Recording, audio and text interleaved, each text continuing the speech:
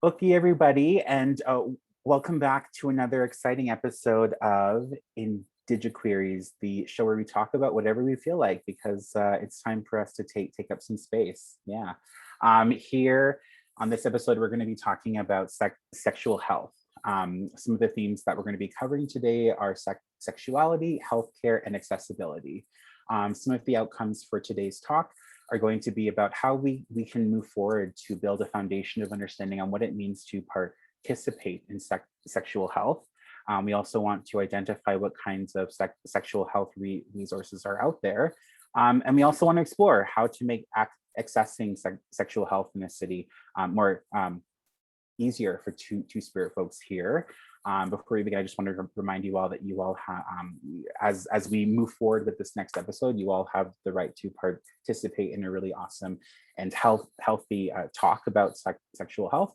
And you also have the right to pass. So if there's anything that you're not wanting to talk about, you're just, or you don't have anything that you feel like you can contribute on that front, just say pass and we can move on from there.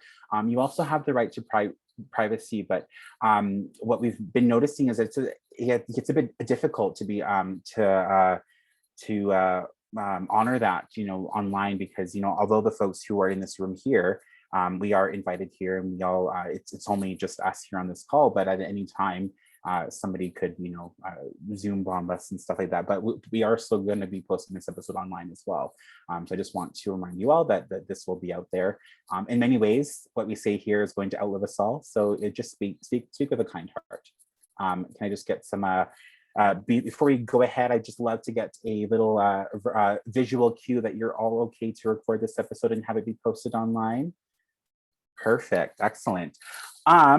Today we have a special guest. We have Melia, who is going to be here from the Center for Sexuality, just offering input. Melia, do you want to just tell us all who you are and what you do at the center? Thanks, Marshall. Hey, everybody. So my name is Melia. I use they, them pronouns. I am a relationship and sexual health educator at Center for Sexuality. This means I go into schools as well as teach online virtually for grade 7s to grade 12. It also means that I do community programs with folks of the same age and or 18 to 25, sometimes a little bit older. And the community programs would cater to different populations according to different needs. That's a little bit about the work that I do. Really grateful to be here today. Thanks so much. We also have the co-chair of Sovereign Spirits, Kay Thomas, with us, along with some other folks from Sovereign Spirits, Kora, and our new pal, Braeden. To get us started, I just wanted to ask you all something really easy. We'll just ease into this. It's been a couple months anyway since we've had since we been brought together to chat. So I just wanted to ease our way into this. So first things first, what does sexuality mean to you? Kay, we'll start with you. Awesome. So sexuality to me, it's multiple spectrums that kind of like you can find yourself on. Like I actually recently realized that I'm demisexual, and that's really exciting for me because it makes a lot of things make sense. I'm not necessarily interested in engaging in like casual sexual relations with other folks, but when I really, really love someone and I really, really trust them, that's when I feel sexual desire and like the urge to have sex. It's great. So that's a spectrum. The like ace to, I suppose you would be just sexual, asexual to sexual, I guess. And I'm demi, which is like more on the ace spectrum. So there's multiple spectrums with sexuality, and then there's like, I guess it would be who you're interested, how you're interested in them, and how you like to engage sexually, if at all, and the kinds of things that you like to experience when you're having sex. Mm-hmm. That's what sexuality means to me. Nice.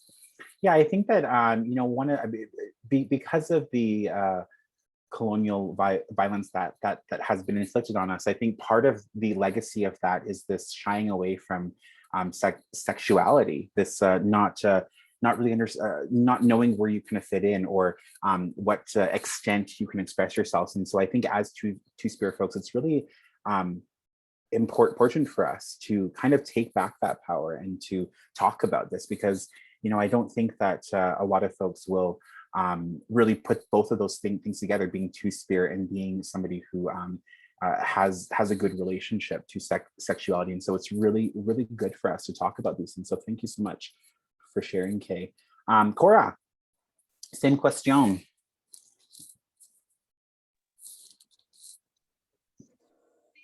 Can you hear me okay now that I have the headphones on? Okay, awesome. It's a really important facet of being a living, breathing mammal, a human creature that interacts and interfaces with all living beings. It's something that can't really be removed from like every facet of who a person is. It's something that I know for me can deplete my energy really intensely, and it can also give me a lot of energy.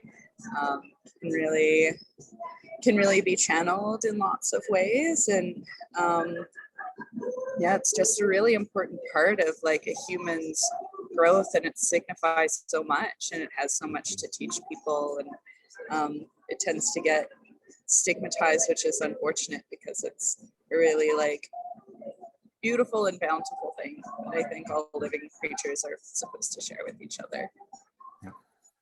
Yeah, it's so funny because I think without sexuality, none of us would be here, and so it's just really interesting that is that there is this stigma placed around it about this enjoyment of it. So yeah, absolutely. Braeden, what does sexuality mean to you? Hello.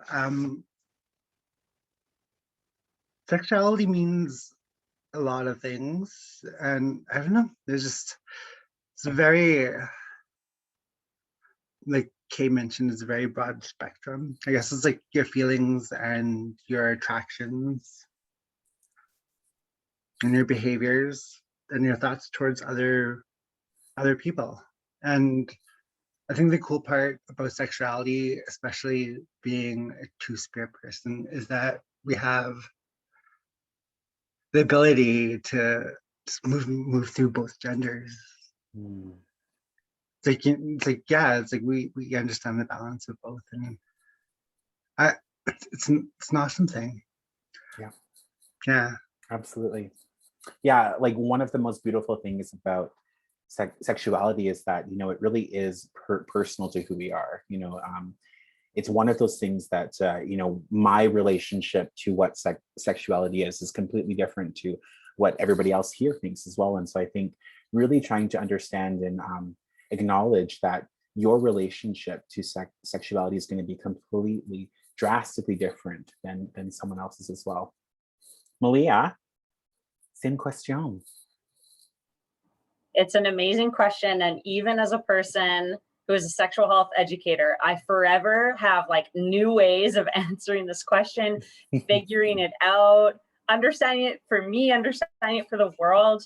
But truly, I would echo a lot of the same things that were shared by everyone in this group.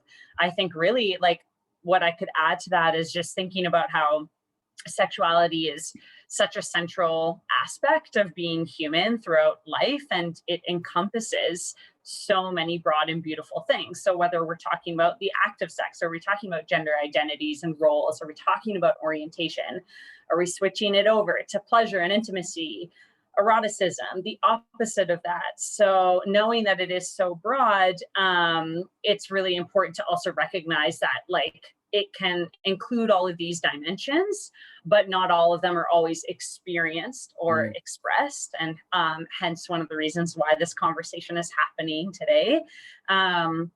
And also keeping in mind that sexuality is influenced by so many different factors too, whether it's psychological, social, economic, political, cultural, ethical, all of these things. At the end of the day, I recognize it as something very complex and something that we're still working towards normalization in so many facets, and hence why I do the work that I do. And yeah, maybe I'll leave it at that. Awesome. Thanks so much for sharing, you folks. You know, when we think about being Indig folks, and we think about, you know, connecting to our ways of knowing, we often think about health in 4 different ways. You know, we think about mental health, we think about physical health, spiritual health, emotional health. But I think one thing that often gets left behind in finding ways to attend to all of those is this idea of sexual health. I think that concept of taking care of your your relationship to sexual health can kind of be applied to each of those different things along the way. So I'm really curious for all of you here, what does it mean to participate in sexual health? We'll start with you, Kay. What does it mean to participate in sexual health? Well, I think that means having those discussions that sometimes we didn't have with other people when we were younger. I like participating in it is educating younger generations, and also living those experiences with your peers and being open about it. Also means being open to the idea of sex work as an actual profession, which, yay, go sex work. What else? Participating in, did I answer the question? I think I might I think have. so. Okay, Yeah. cool. Yeah. Cora, what say you? Well, everyone's always participating in it in some way or another. But I think as soon as you're kind of actively choosing to speak to it and making choices and decisions instead of just going along with what you assume is normal, as if there is like an overarching normal, is when you really start participating actively in your own sexual health and well-being. Yeah. Absolutely, yeah. Like many, you know, the first step in participating in sexual health is acknowledging that it is something that you do have to tend to. Absolutely. Braeden. Can you repeat the question, please? Yes, of Sorry. course. What does it mean for you to participate in sexual health? Just sexual health is important. It's an important contributing factor to one's well-being, I'd say. I guess I don't know. I guess you could say that the sexual health, I guess, the very first time I moved out of the north, because I grew up in the Northwest Territories. I ended up moving to Peterborough, Ontario, which is about 2 hours northeast of Toronto. So it was a nice little place, probably about the same size as Grand Prairie, Alberta, maybe about 100,000 people with students. But when I went there, when I first attended the high school, it was called PCVS, Peterborough Collegiate Vocational School. That's where I was first introduced to the GSAs, and that was like the Gay Straight Alliances, and that was an awesome, eye-opening opportunity for me. And with that, I guess one of the people, or one of the group attendees was mentioning this place called Parn. It was called the Parn, and it was actually the Peterborough AIDS Resource Network, and that's where I saw like a lot of pamphlets on like sexual health and like sexuality, and that was honestly probably the first stepping stone, like for me to solidify exactly who I was. And through that, I actually, like years later, like after being educated in what being two-spirit and what being a part of the LGBTQI plus community,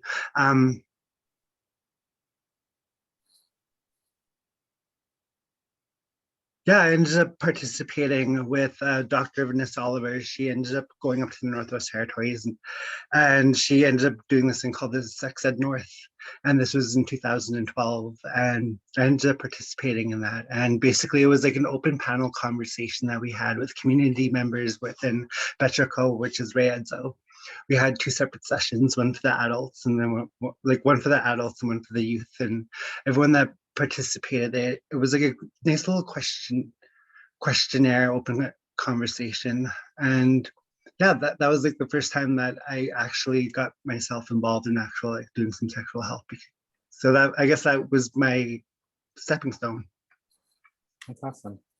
Yeah, I think when I think about, for me, what it means to participate in sexual health, and I'm, looking at it through this medicine, well, I think, the awareness and understanding, what it means, or how to go about, participating in health, whether it's being knowledgeable about how to be more aware of STIs. I feel like that like it does a lot to kind of suit the mental health quadrant as well. Whereas I think even to like when we think about how to build relationships and build boundaries, I feel like that really does a lot to kind of tend to our emotional health as well. And then as well, we think about our physical bodies as well. And physically, you want to take care of yourself, whether that's through cleanliness or just taking care of your body and stuff.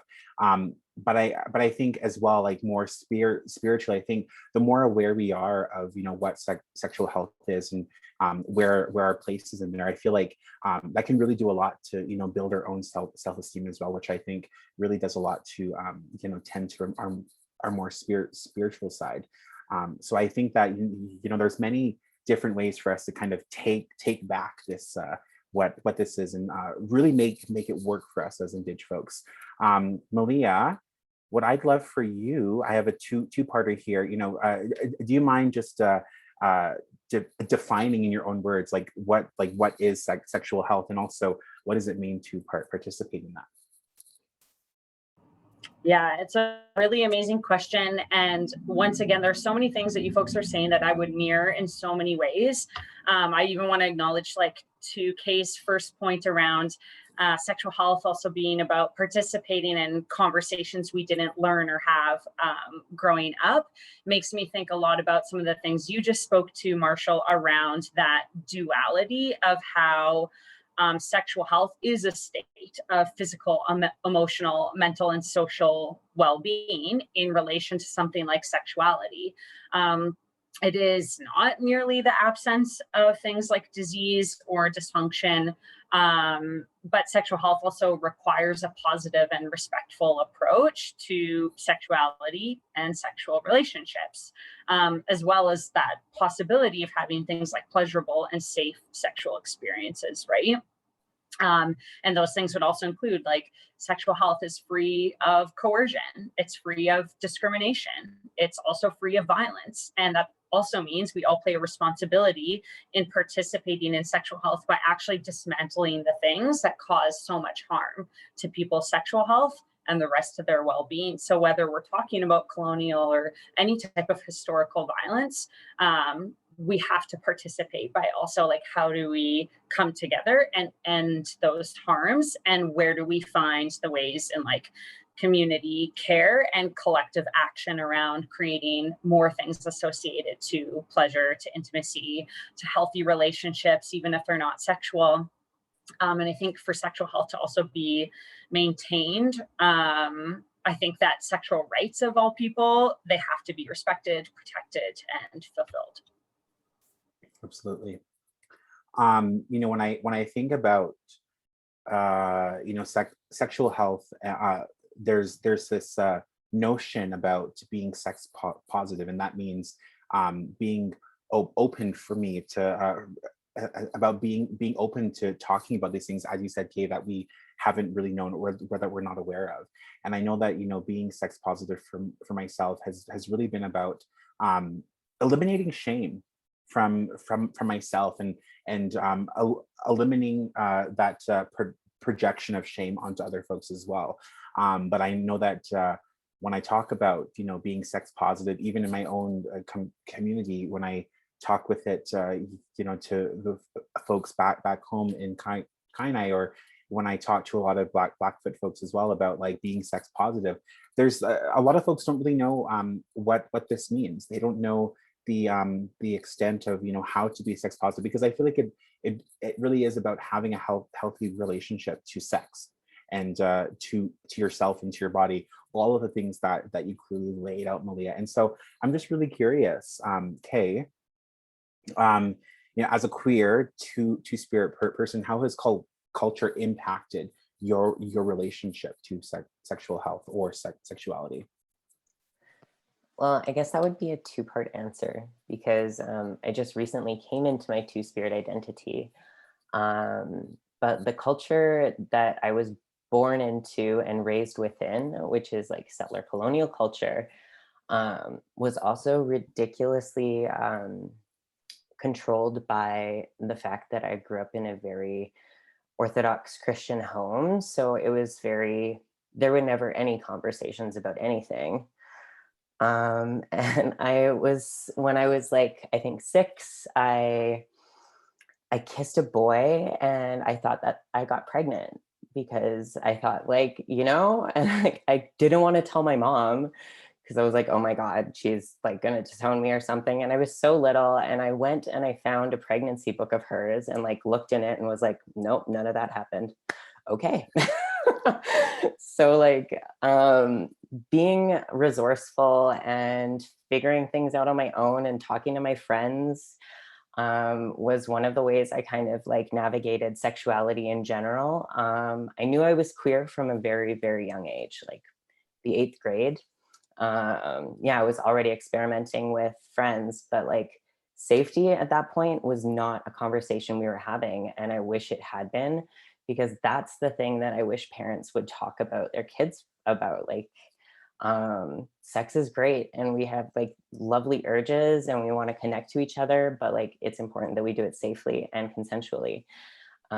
So I did not grow up within that culture, and I've had to find it and create it within my kinship networks as I've grown. And then as a two-spirit person, one of the really cool things about sexuality is I realized that being two-spirit reflects both gender identity and sexuality, and like who are attracted to, and it can mean both of those things for somebody. It can mean one of those things for somebody, or maybe it means neither of those things for somebody. It's a really cool like umbrella culturally, that like we have a lot of diverse experiences we can fit underneath of it. And one a really kind of sobering but also important thing that I've learned through culture and connecting to elders around me is that the word queer isn't always okay. It's a generational thing, and it was actually a tool of violence used against a lot of our elders.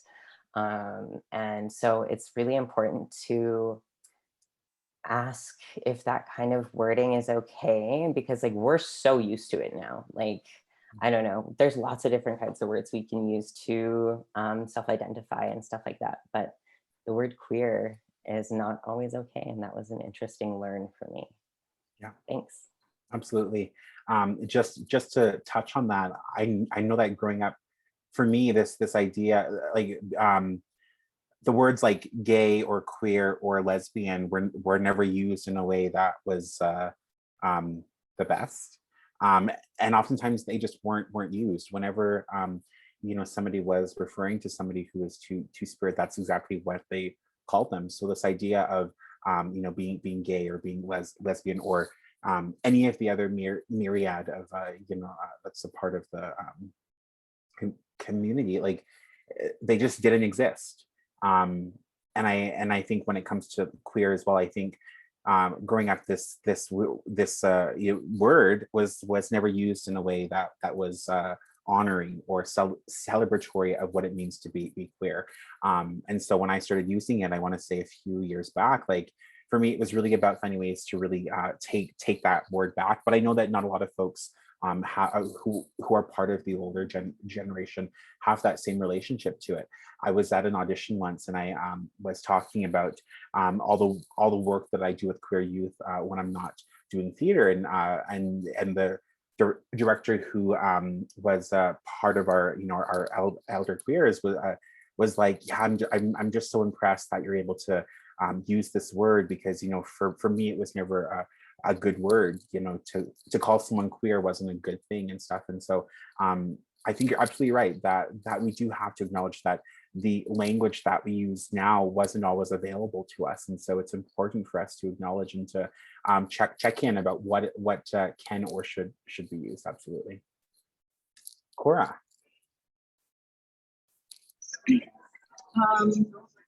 To preface my answer to that question, I really have to emphasize that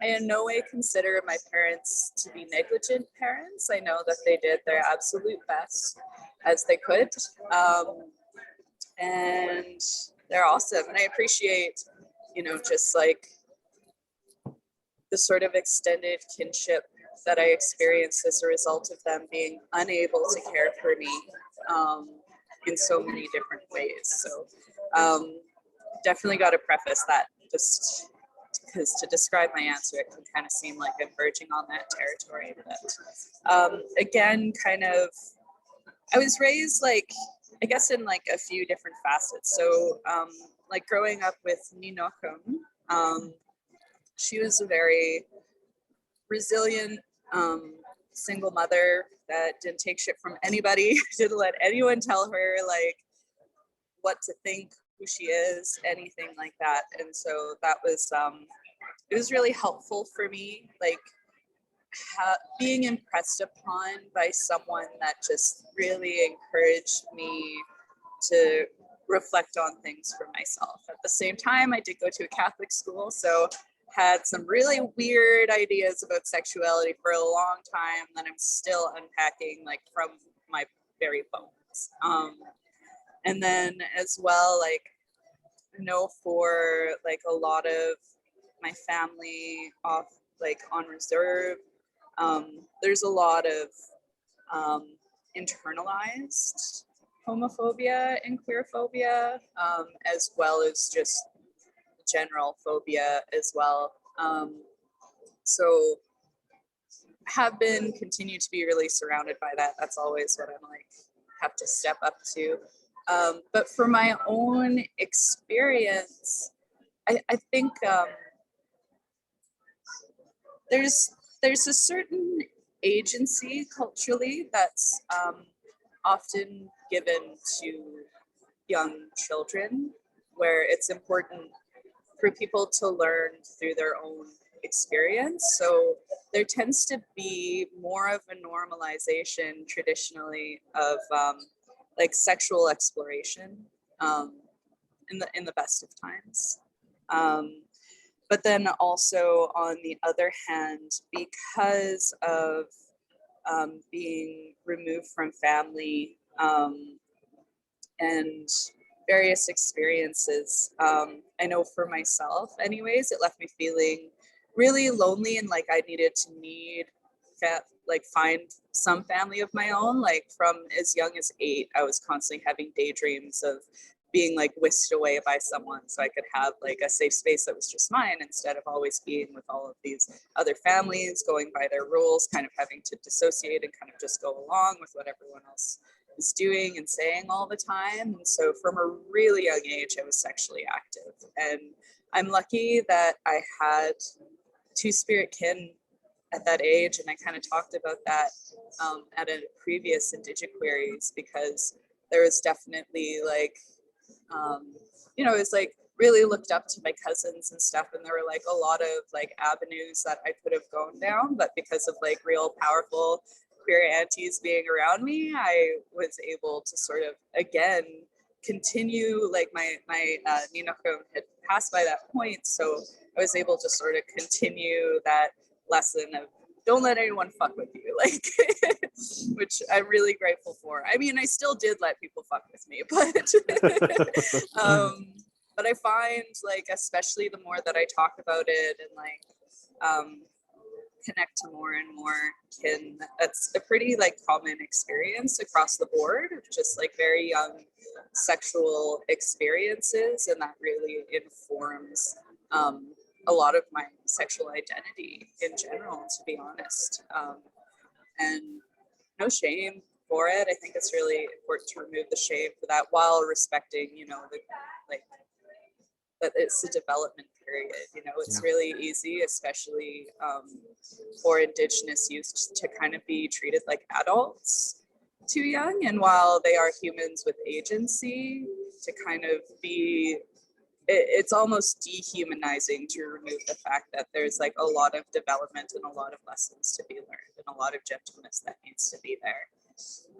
Yeah, you talked a little bit towards the end there about like the gentleness that we need to use when we're talking about this stuff, because you know, the impression that a lot of our youth get from sexual health at a young age, that is what's going to inform them for a long time down the road as well. And so it's important for us to kind of, you know, start them off on a really good path of being able to have that really open chat about, you know, what that means as well, because you know, unpacking and trying to get on board with talking about sex and talking about sexuality.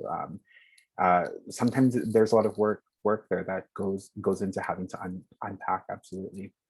Braeden, you talked a little bit about Sex Ed North, and I'm just curious, like, what was it like for you to experience that?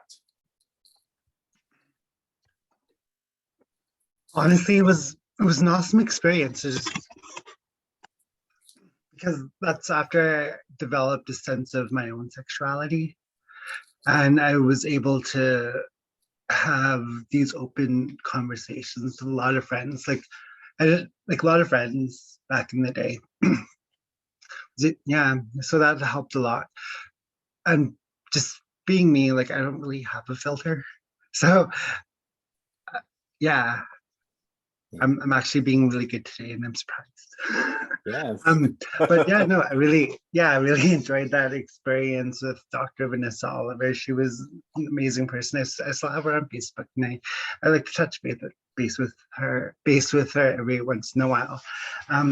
But the whole Sex Ed North thing itself was an awesome experience. We ended up there was some posters made, and it was just passed around. I think it was like just hung up in a couple of places back in my hometown, and then it was like passed on through like word of mouth. So me and my sister at the time, Chelsea, we were both the facilitators for it. So it was pretty cool. They would just asked us, there was like a list of probably like 10-15 questions that we just asked, and I did notice talking about sex with a lot of like my parents' generation type of thing. I think that it was kind of uncomfortable a little bit at the beginning, but once we did a couple of icebreakers and just told them that we're not here to judge you, like we're not here to record anything, we're not going to say anything to anybody, we're just here just to ask a couple of questions. And well, it was an amazing opportunity. Just a lot of dirty jokes. Absolutely.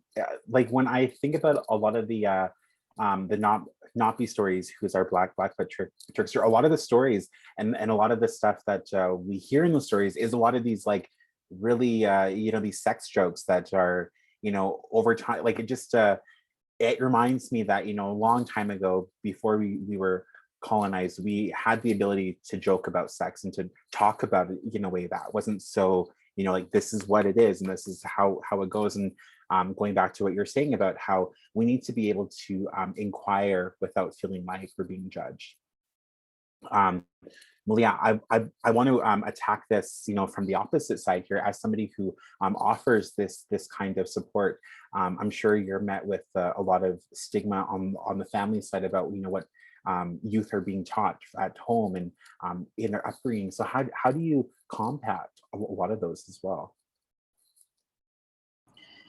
Yeah, it's such a loaded question, and it's also an emotional question, because when you think about obviously the impact on youth today, but how it's often been not great, right? And I'm thinking about this all the time in terms of, I educate a lot of folks that I might identify, or sometimes do share that they identify like as straight folks, and the huge difference between educating lots of folks who identify as straight from educating queer or trans folks, or any folks under like the queer, trans, or other spectrum of identities, is a vast difference when it comes to their understanding of sexual health, and actually a huge difference around like within a lot of queer identities. I see a lot of empowerment despite how much oppression that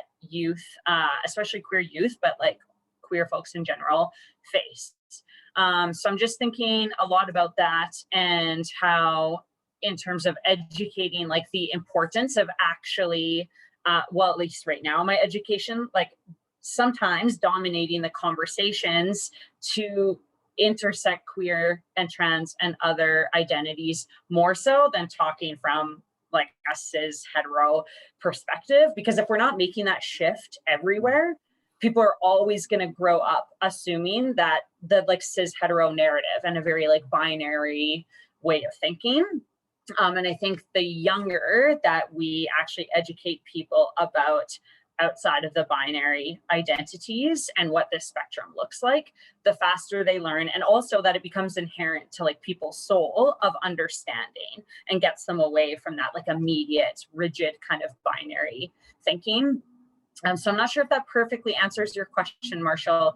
Yeah, because it's definitely a loaded one, but yeah, hopefully in some way. Absolutely. Well, what it does is it brings us into, you know, our last question here of, you know, how do we remove that stigma? You know, this like we've touched on it a little bit throughout tonight, but in your own words, Kay, like how do we get rid of the stigma that is surrounding? You know, it seems like this really tough feat, and I'm sure that we would all love for it to be done in a day, but it really is this long process. But how do we attack stigma as it relates to sexuality? Okay. Well, in terms of stigma in general, I always say that community and connection is the sole enemy of it, you know? Like communication of accurate information is great. It's a great way to like getting, I don't know, checking out or having a GSA in your school, and then like making sure that the information that you're sharing and like just like all of the things that you're talking about are actually accurate rather than misinformation. And I mean, one of my first ways of fighting stigma around AIDS that I learned about was actually Degrassi, an episode of Degrassi where a kid had AIDS and everyone was like, oh my God, you have AIDS, don't touch me, like you can't kiss people, like all of these things. And so I think that fighting stigma is also a lot about media and like the books we read, the graphic novels we have, the movies and shows we're watching. I think I watched one really funny one called Sex Ed too. Gillian Anderson is in it. She's so hot. Yeah. Yeah. I mean, this idea of like when I think the perfect way to fight stigma is to build an understanding, and what better way to do that than with, you know, building a community where you can build that understanding. Absolutely. Kora, same question. Yeah,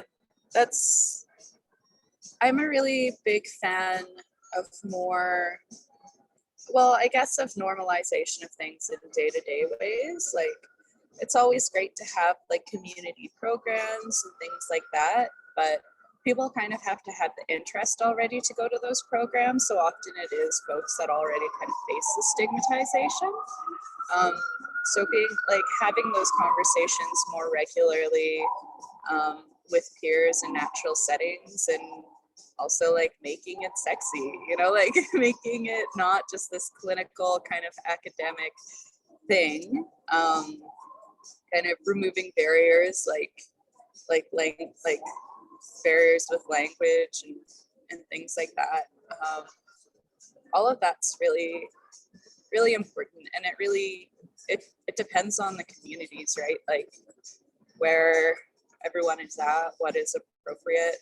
I mean, programming and everything is really great because it equips those that are ready to be leaders for that kind of work, and it's really important to like empower folks wanting to do that kind of work.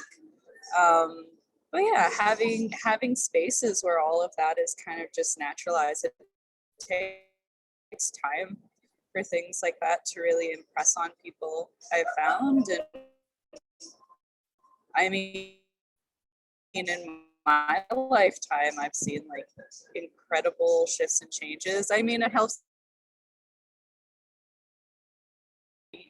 with the amount of openness they've had, where like myself, I really like to kind of like I like to make a bit of a joke of myself a lot of the time.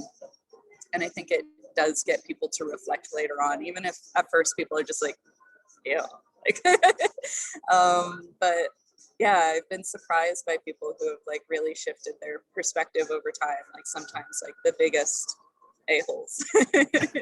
Yeah.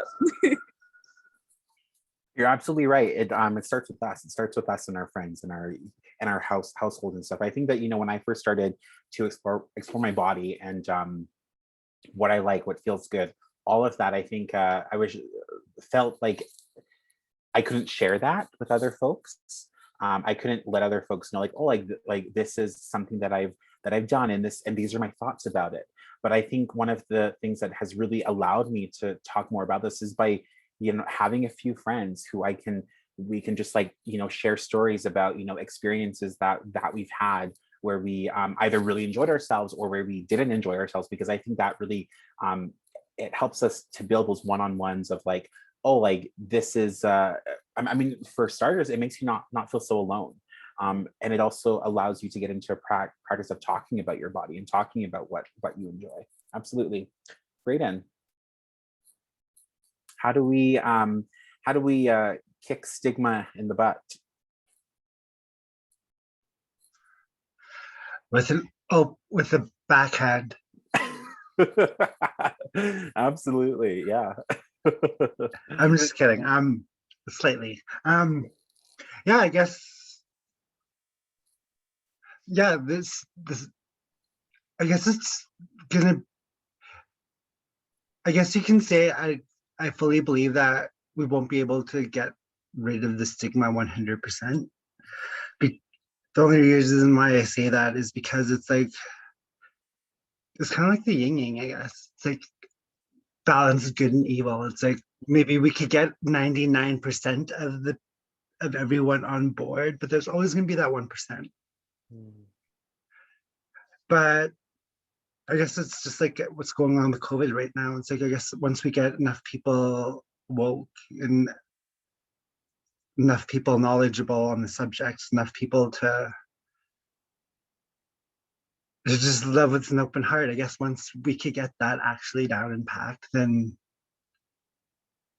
yeah, I think we could get rid of most of the stigma, but not all of it. Just because it's just the way that the heteronormative society is, I guess.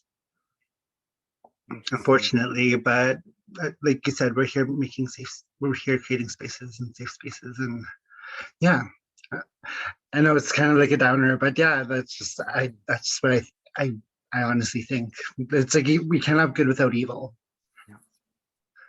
I've honestly never thought about it in that way, but it makes a lot of sense. It's another one of those things where I'm like, duh, of course, but it's, you know, and you're right in that, like, you know, the fact that their stigma exists, it gives us something to strive for. You know, I think as so long as stigma exists in our world, it gives us something to fight for. And I think as humans, it's in our nature to fight for things, to fight for change. And so it's actually quite beautiful because while it exists, it also means that we can fight for it. And speaking of fighting for it, Melia, you know, this is what you do. This is your job. You know, what is the best way? I mean, there's so many ways, of course. What is one way to get rid of stigma? Yeah, thank you for asking, Marshall. Once again, like the reason why I'm saying I can echo so much of what you folks are saying is because the thing is that so many folks actually know the answer. It's about getting other folks with them to do it. It really is, just as you folks already said, about that collective and community action. I mean, that's where it starts with. Of course, it starts with ourselves.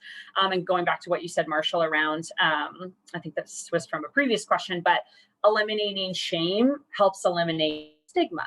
So it's really imperative for me when I'm educating youth or anybody, let's address shame. How does shame show up for you individually, in your family, in your social circles, in your school, and let's go beyond. And what does systemic shame look like? And how does this apply to stigma? So really getting to the roots of stigma. As we know, of course, stigma also exists in really complex ways. And I'm also thinking about how, because they're so present in the health system, I, as an educator, work with other educators who hold places of power and privilege to actually challenge and address more systemic issues at a level that's I mean, we could have the conversation about why is it that systems aren't listening into community needs enough, but it's people in my position and beyond also need to be addressing that at such a serious level. Because if we can't get to the top of the systems that also uphold stigma, how are we going to fully dismantle it? So for me, it's really about starting at those bottom conversations, but looking at where is that way forward and how do we keep going and what are the steps in between. So kind of looking at it from almost a pyramid perspective. And there's a lot of intersecting pieces of that too around we can find our own inclusive ways of living life and leading that with our circles. But at the same time, we have to openly recognize and name all the things that contribute to it, like racism, homophobia, transphobia, and all of the other stigmas related to social identities. I think last quick thing I'll say about that is just that we obviously know that we can stop doing things like using dehumanizing language, learn about languages, unlearn language that is not helpful, that adds to stigma, examine our own assumptions and implement well, from my perspective, again, educator perspective, thinking about implementing policies and education programs while also measuring progress towards stigma elimination across those bigger systemic systems as well. Systemic systems, lol. You know what I'm trying to say? But yeah, I think that by understanding some of those kind of common drivers, practices, and experiences of multiple stigmas, then we find more collaborative and effective interventions and solutions. And the younger we can get people understanding this, the quicker we can get to actually dismantling stigma. Yeah, absolutely. Well, you heard it here first, folks. That's how the saying goes. Listen and open your minds, open your hearts. Thompson Highway says that wars start when two parties haven't taken the time to learn each other's tongues. And so I think the real way to go off what Braeden said, giving stigma the backhand, is to really learn each other's tongues, learn where we're coming from and find ways to really listen with that open heart as well. I want to thank you all so much for coming and sharing your amazing views on this episode. I look forward to chatting with you more about various topics as they relate to spirit folks. And yeah, I'm so glad that we were able to chat. I hope you all have an excellent night. We'll see ya.